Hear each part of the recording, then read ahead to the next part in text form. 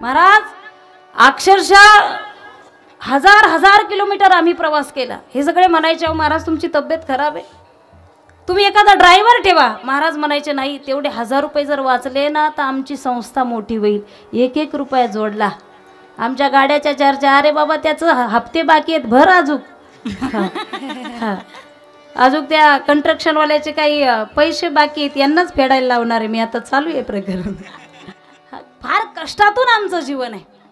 बोलायला फार सोपं आहे हो, बोलायला फार सोपं आहे. काही गरज नाही सगळं असल्याच्या नंतर कीर्तनाला फिरायची, काही गरज नाही.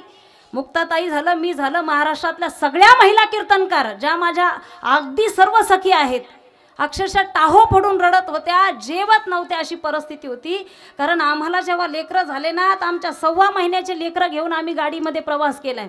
आताच वेगळं आहे, यूट्यूब चॅनल आता आलं 4-5 वर्षापूर्वी. आम्ही 2009 पासून फिरतोय. कुठं यूट्यूब चॅनल होतं तेव्हा?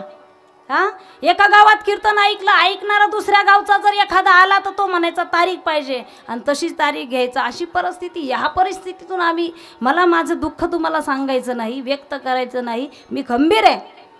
परंतु या परिस्थितीमध्ये आम्ही इथपर्यंत आलो. मी काही कालची पोरगी नाही आहे. माझे वडील 1962 साली जोग महाराज संस्था सुटले. वडिलांची परंपरा आहे. पत्ता सांगते, जोग महाराज संस्था. कोणी म्हटले लग्न झाल्यानंतर वारकरी झाले. नाही बाबा, मी पत्ता देते, डॉक्युमेंट्स काढून आण. 1962 सालचा जर माझ्या बापाचा जोग महाराज संस्थेचा दाखला निघाला नाही तर मी कीर्तन करणं सोडून देईन. कीर्तनाच्या अगोदर सुनीताताई ढाकणे नावाने मला आळंदीमध्ये ओळखलं जायचं. का ओळखलं जायचं बरं? माझं काही दुकान होतं का, हॉटेल होती का, कपड्याचं दुकान होतं का? मी कीर्तनकार तेव्हाही होते, माझा परिचय मला द्यायचा नाही. बरोबर. या ठिकाणी सगळी मंडळी गोड आहे. अगदी सांगळे महाराज या ठिकाणी आहेत, त्यांनाही मनापासून धन्यवाद देते. ही सगळी मोठी मंडळी आहे. अलीकडे कीर्तनाला उभं राहायचं म्हटलं थोडी धास्त पडते, कारण काय सांगता येत नाही. केंद्रे महाराज कोणाचं काय बाहेर काढतील काही सांगता येत नाही, नसलेल्या गोष्टी. पण सगळ्यांचंच काळीज माझ्यासारखं असेल मला वाटत नाही, कारण माझ्यावरती साक्षात माझ्या आईवडिलांची आणि ज्ञानोबराची कृपा आहे. त्याचं कारण असं आहे, मी या जगामध्ये लढण्यासाठी एकटी नाही आहे. माझे पती खंबीर साथ देऊन माझ्या पाठीशी उभे आहेत. एकट्या कुणाला पण काही भेट नाही. आता काहीला वाटत असेल ताई बोलतच नाही बरं का, दोन्ही चॅनल बोलत नाही. मी बोलायला तयार आहे, फक्त वक्ता ऐकणारा माझ्या उंचीचा आणा, मग मी बोलते. क्या बात आहे. माझ्या उंचीचा म्हणजे ज्या लोकांची ओळखच जर माझ्यापासून होत असेल त्यांच्या बाबतीत मी कुठून सुरुवात करू. म्हणून मी आज या ठिकाणी सर्वांना मनापासून धन्यवाद देते. अगदी भाऊसाहेब महाराज, मला अभिमान वाटतो तुमच्या दोघा भावांचा. राम लक्ष्मणासारखी तुमची जोडी आहे, दृष्ट लागेल अशी तुमची जोडी आहे. सप्ताह चालू आहे. गणेश महाराज मस्त धोतर घालून फिरतात इकडं तिकडं, म्हणजे माणसाचं मॅनेजमेंट ते फार सोपं आहे हो. हां, फार सोपं आहे. पण मी आल्यापासून पाहते, अगदी भाजीची बकेट हातामध्ये घेऊन भाऊसाहेब महाराज स्वतः वाढण्याचं काम करतात. हे मनाचा मोठेपण आहे. असे माणसं ज्या घरामध्ये आहे ना महाराज, त्या घराला काही कमी पडत नाही. आणि गणेश महाराजांच्या ज्या मातोश्री आहेत किती थकलेल्या आहेत. कोणी येऊ द्या, बाईचा चहा घेतल्याशिवाय जायचंच नाही. जर गेला तर मग गणेशची खेरच नाही. हां, थोडा का होईना चहा घ्यावाच लागतो. हे जे कुटुंब आहे, असं कुटुंब महाराज, तुम्हाला जे लाभलं मला लाभलं, हे कशानेच मिळत नाही बरं का. हां, अनेक लोकांनी पुढे येऊ द्या, पण मजबूत कुटुंब जर तुमच्या बरोबर असेल तर काही होत नाही. जर कुटुंब जर फुटलं, सगळ्या जगाने उभा राहू द्या, काही फायदा होत नाही. गणेश महाराजांच्या आई, गणेश महाराजांच्या पत्नी आमची रुपाली 7व्या महिन्यामध्ये डिलेवरी झाली. एवढंसं बाळ आहे, 900 ग्राम बाळ भरलं, तरीसुद्धा माहेरी गेली नाही, इथंच थांबली, कारण संस्था चालवायची. हा फार मोठा त्याग असतो. म्हटले महाराजांचं घर दिसतंय, बाकीचं दिसतं का नाही तुम्हाला? का डोळ्यावर पट्टी आहे तुमच्या? हां, त्या पट्ट्या काढा, नाही तर पट्टीचा फार प्रॉब्लेम आहे. एक घोडा वाळलेलं गवत खातच नव्हता. मालक चाबूक टाकायचा, म्हटलं हेच गवत काय, उन्हाळ्याचे दिवस आहे. पण घोडा म्हटला नाही, मला वाळलेलं गवत आवडत नाही. पण शेजारी एक चतुर माणूस उभा होता, तो म्हटला, ए मालक काळजी करू नका. म्हटले काय? हे घोडा खात नाही, 2 दिवस झाले गवत टाकतोय. मालक काळजी करू नका, हिरवा चष्मा घाला. जसा घोड्याला आत्ता मागच्या महिन्यामध्ये हिरवा चष्मा घातला, पटा पटा पटा पटा गवत खाऊन टाकलं.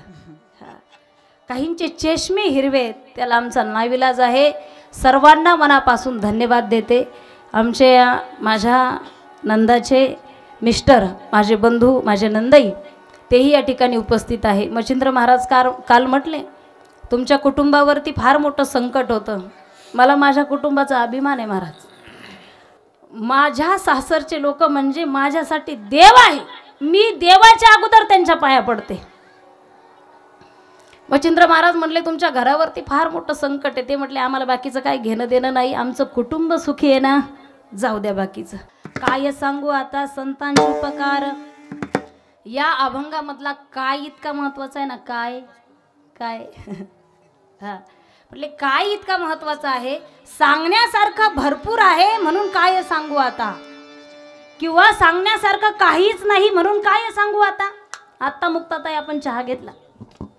चहा घेतल्यानंतर जर तुम्हाला मालकिनीने, घराच्या मालकिनीने जर प्रतिक्रिया विचारली असती तर तुम्ही काय हा शब्द वापरला असता बरं का. काय वापरला असता? वाह काय चहा, काय चहा झाला. बरोबर आहे की नाही? काय चहा झाला. जर तुम्हाला चहा आवडलाच नसता, मालकीन गेल्याच्या नंतर तुम्ही मला म्हणाला असतात काय चहा झाला, काय चहा झाला, काय चहा झाला. काय सांगण्यासारखं आहे का चहा? काही चांगला चहा झाला नाही. म्हणून काय काय हा शब्द विश्लेषण करत असताना या अभंगामध्ये फार महत्वाचा आहे. संत तुकोबाराय म्हणतात सांगण्यासारखं इतकं आहे, कृतज्ञता व्यक्त करत असताना सांगतात इतकं आहे, इतकं आहे की काय सांगू आता, काय काय सांगू आता. म्हटले किती उपकार. उपकार हा शब्दाचा उत्तरार्ध पाहिला तर पूर्वार्धाचा त्या ठिकाणी आपल्याला शब्दाचा महत्त्व कळतं. म्हटले काय आहे, म्हटले काय सांगू आता संतांचे उपकार. मग काय काय उपकार आहे संतांचे. म्हटले जागविती. माझ्या आयुष्यामध्ये मला संत काय करतात, जागविती, शिकविती, संभाळिती. माझ्या संतांचे 3 प्रकारचे माझ्यावरती उपकार आहे. जागवतात. जागवतात म्हणजे काहींना 4-4 भाकरी खाऊन झोपायची सवय असते. काल आम्ही शास्त्रीजींच्या कीर्तनाला गेलो होतो. आता त्यांनी एक वाक्य फार सुंदर वापरलं, मला फार आवडलं ते वाक्य. ते म्हटले मला एका गोष्टीची एवढी सवय झाली, एवढी सवय झाली की ती नसली की मला करमत नाही. म्हणजे काहींना एवढी सवय होते, एवढी सवय होते की ती नसली तर बेचैन होतात माणसं. ज्याच्या त्याच्या जीवनाचा वेगवेगळा विषय. म्हटले कोणत्या गोष्टीची सवय झाली तर शास्त्री म्हटले मला ट्रोल झालं नाही तर मला करमत नाही. ट्रोलिंग फुल चालू आहे आणि काल आम्हाला बसायला जागा नाही. एका म्हाताऱ्याने आम्हाला असा धक्का दिला की मागच्या सभा मंडप गेलो. म्हणजे आम्ही डायरेक्ट तिकडे गेलो, मंडपात जाऊन बसलो. मुक्ताताई म्हटले आपण इकडं कसं काय आलो. तर म्हटलं म्हाताऱ्याची ताकदच अशी आहे का तिकून लोटलं का इकडं आलो डायरेक्ट. ट्रोलिंग चालू आहे.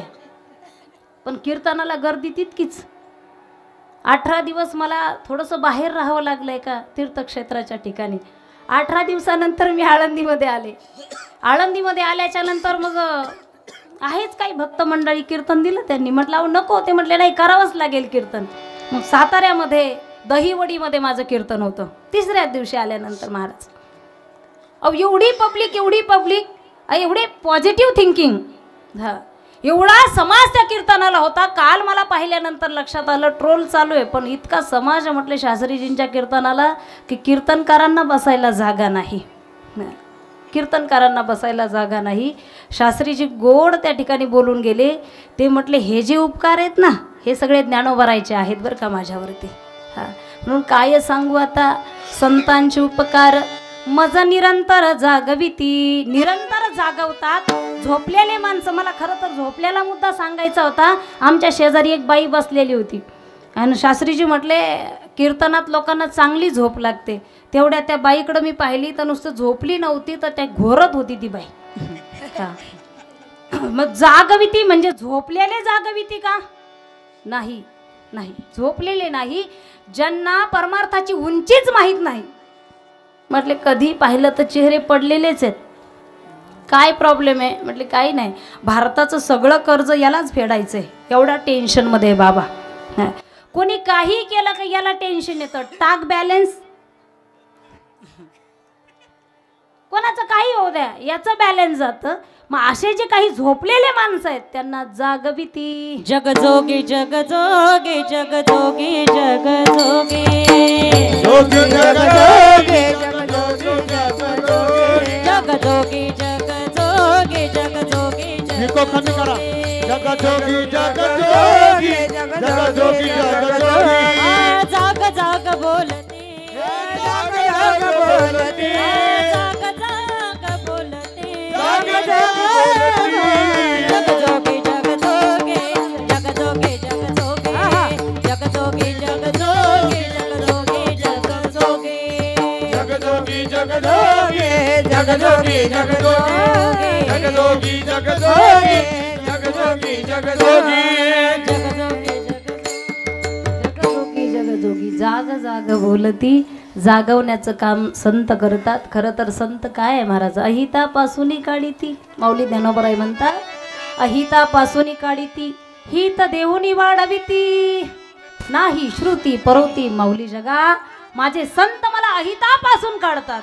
संत नव्हती जगा मानसा सारिखे, संत न होती जगा मानसा सारिखे. म्हटले दिसायला माणसासारखे पण संत आहेत. म्हटले दिसायला माणसासारखेच आहेत पण राक्षस आहेत बरं का. इतके राक्षस आहे. आता इकडं संगमनेर भागामध्ये बिबट्याचा प्रकार तुम्ही यूट्यूब चॅनलवरती पाहिला, न्यूजवरती पाहिला. बिबट्या माणसाला खातो, आपण त्याचं नाव पुढं आलं तो खातो. म्हणजे हे तुम्हाला कळालं ना का बिबट्या खातो? कळतं का नाही तुम्हाला माझं? बिबट्या खातो हे तुमच्यापर्यंत आलं, पण जे तुमच्यापर्यंत येत नाही तो सुद्धा खातो बरं का. तुम्हाला कोणत्या ना कोणत्या माध्यमातून लोक आपलेच आपल्याला संपवत असतात.